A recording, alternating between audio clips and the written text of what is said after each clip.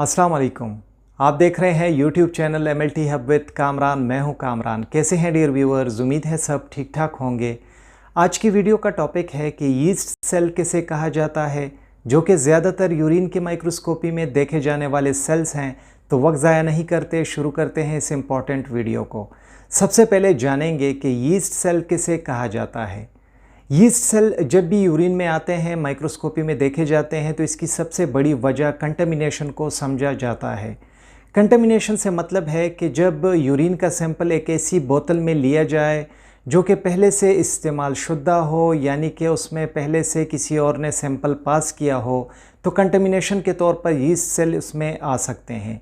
दूसरी वजह ये भी समझी जाती है कि यूरिन का सैंपल जब डाला जाता है बोतल में, तो उससे पहले जो शर्मगाह होती है उसको ठीक तरह से पानी से नहीं धोया गया, साफ़ नहीं किया गया, जिसकी वजह से स्किन के थ्रू जो कंटेमिनेशन है वो यूरिन में हो गई है। तीसरी एक वजह ये भी है कि जब मरीज़ यूरिन का सैंपल लेबॉर्ट्री में लेकर आता है, तो वो यूरिन का सैंपल अगर कई घंटे तक वैसे ही पड़ा रहेगा और कई घंटे बाद उसकी माइक्रोस्कोपी होगी, तो भी ये यीस्ट सेल फिर यूरिन में कंटेमिनेशन के तौर पर आ सकते हैं। यीस्ट सेल्स जब भी यूरिन में देखे जाएं, तो इसका ये मतलब होता है कि मरीज़ को फंगल इन्फेक्शन है।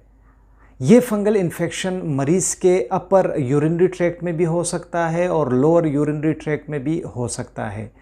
यीस्ट सेल से मतलब एक फंगस है जो कि ज़्यादातर कैंडिडा की स्पीशीज़ से है, और ये फंगस का जो नाम है वो है कैंडिडा एल्बिकेंस।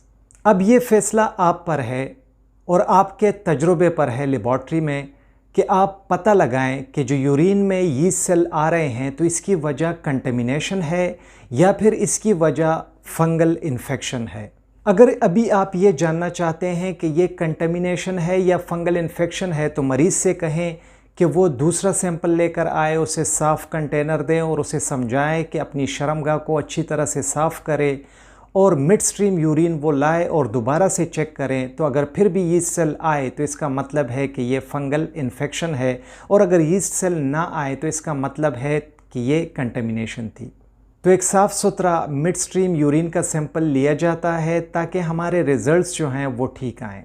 नॉर्मल रेंज पर बात करते हैं कि यीस्ट सेल का नॉर्मल रेंज यूरिन में कितना होता है। तो जनाब, नॉर्मल यूरिन में कोई भी यीस्ट सेल नहीं होता और इसकी रिपोर्ट निल होती है, यानी कोई भी यीस्ट सेल मौजूद नहीं होता नॉर्मल यूरिन में। जानते हैं अलामात के बारे में। अगर किसी मरीज़ को यीस्ट इन्फेक्शन है तो अलामात क्या होंगी इसमें? तो जब वो अपने पार्टनर के साथ जिनसी ताल्लुक़ रखता है, तो उसे उस जिनसी ताल्लुक़ के दौरान बहुत ज़्यादा दर्द का एहसास होता है। जब वो यूरिन पास करता है तो उस वक्त भी उसे दर्द होता है। ख़वातीन को अपनी आगे की शर्मगाह में बहुत ज़्यादा ख़ारिश होती है, और इसी तरह से ख़वातीन को अपनी आगे की शर्मगाह में बहुत ज़्यादा दर्द का एहसास होता है। ख़वातीन की आगे की शर्मगाह से एक थिक और दूध की तरह का जो लिक्विड है, माया जो है वो निकलता है, और ख़वातीन में ज़्यादातर जो आगे की शर्मगाह है तो उसके आसपास बहुत ज़्यादा सूजन हो जाती है। ख़वातीन के अलामात के मुतल्लिक़ मैं ज़्यादा इसलिए बता रहा हूँ क्योंकि ये इन्फेक्शन ख़वातीन में ज़्यादातर देखा जाता है। जानते हैं वो कौन सी वजह है जिसकी वजह से मरीज़ के पेशाब में यीस्ट सेल आते हैं?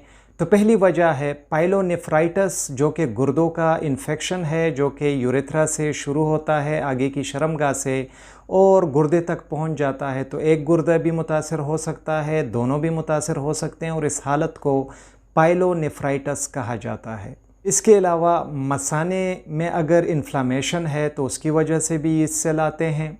ऐसे बंदे जो बहुत ज़्यादा एंटीबायोटिक्स का इस्तेमाल कर चुके हों, या ऐसे मरीज़ जिनका इम्यून सिस्टम बहुत ज़्यादा कमज़ोर हो गया हो। ख़वातीन में पीरियड्स के दौरान हार्मोन्स की जो गड़बड़ होती है, जो इम्बैलेंस होता है, तो उसकी वजह से भी आते हैं। ऐसे लोग जो ऐसी खुराकों का इस्तेमाल करते हैं जिसमें मीठा या शुगर बहुत ज़्यादा होता है, या फिर ख़वातीन में आगे की शर्मगाह में एक इन्फेक्शन होता है कैंडिडा की वजह से, जिसे वेजाइनल थ्रश कहा जाता है। जानते हैं कि अगर यीस्ट सेल का इन्फेक्शन होता है यूरिनरी ट्रैक्ट में तो उसकी तशख़ीस कैसे की जा सकती है? तो यूरिन की माइक्रोस्कोपी की जाती है, यूरिन का कल्चर टेस्ट हम कर सकते हैं, या ख़वातीन की आगे की शर्मगाह से जो माया जो लिक्विड निकलता है तो उसका स्वाब लेकर कल्चर के लिए भेजा जा सकता है।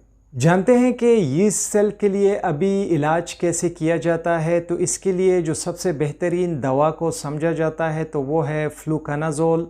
इसके अलावा फ्लूसाइटोसिन, लेकिन इसका इस्तेमाल बहुत कम किया जाता है। या फिर एम्फोटेरेसिन बी का इस्तेमाल भी किया जाता है, लेकिन ये भी बहुत कम डॉक्टर्स इस्तेमाल करते हैं। बहुत ज़्यादा शुक्रिया MLT हब विद कामरान देखने के लिए। उम्मीद है ये लेक्चर आप लोग को पसंद आया होगा। अगर पसंद आया हो तो वीडियो को ज़रूर लाइक कीजिएगा, अपने दोस्तों के साथ शेयर कीजिएगा। हमारे channel MLT hub with Kamran को सब्सक्राइब कीजिएगा। अपना ढेर सारा ख्याल रखिएगा। अल्लाह हाफिज़।